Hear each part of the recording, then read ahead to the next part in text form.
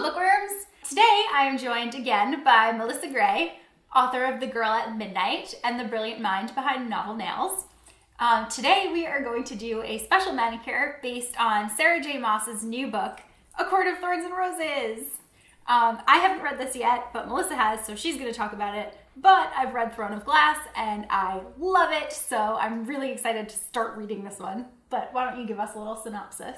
So it's being billed as a sort of Beauty and the Beast retelling, but it is so much more than that. There are echoes of other fairy tales and folklore woven throughout, like the Tale of Tamlin, which is the name of the main male character in the book. And there are shades of Hades and Persephone if you squint. It's about a young girl, Farah, who is basically the sole provider for her family, and she hunts to keep them alive and well-fed. And one day, on a hunt, she kills the wrong wolf, and she winds up living with Tamlin, a High Lord of Fae, in his beautiful but deadly manor house in sort of the land of the Fae, Prithian. And hijinks and mayhem and intrigue and romance and copious amounts of bloodshed ensue, and it is amazing. So today what we're gonna do is a manicure inspired by this gorgeous cover, and it's gonna be pretty easy to do. You only need a few supplies, base coat like always, sort of medium red, a darker red. I'm using acrylic paints for the detail work, but you can also use nail polishes. I'm using a white and a black acrylic paint, a top coat obviously, and some detail brushes. So if you're ready to get started, we can get to work. Let's do it. Great, okay. So we're going to start out with a base coat to protect the natural nail and give us a smooth surface to work on. Our first color is this beautiful red. This is Russian Roulette from Essie. You can see it goes on really nicely. It really matches the cover too. And it's a nice happy red. Not like Sounds like you're that a blood red. painting guy. Happy trees. Oh my god, we will have happy trees. Except they'll be black, wintry, dying trees. So the opposite of happy trees. It's like the Negaverse version of Bob Ross's trees. Yes. Angry trees, angry little trees. And we're gonna do a second coat just so things are really nice and opaque.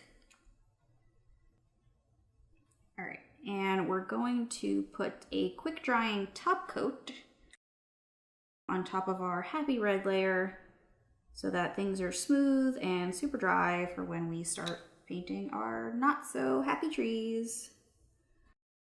Using our dark red, we're just going to paint on some leaves on our trees.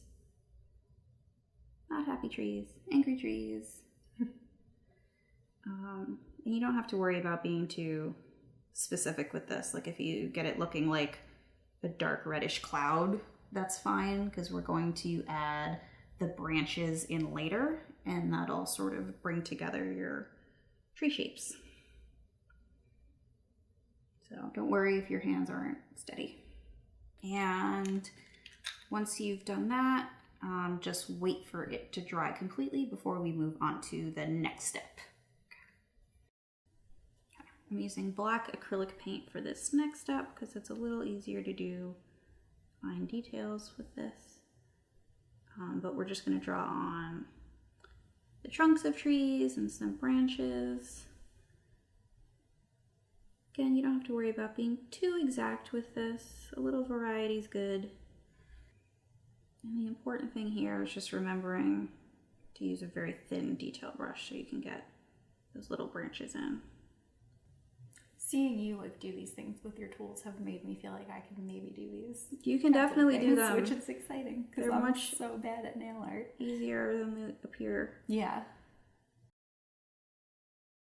And we're gonna seal all this in with a layer of our quick dry top coat so that when we move on to doing our vines and thorns, we have a smooth surface to work on. So for the vines, I'm using a striping brush, just because you want to get them really nice and thin.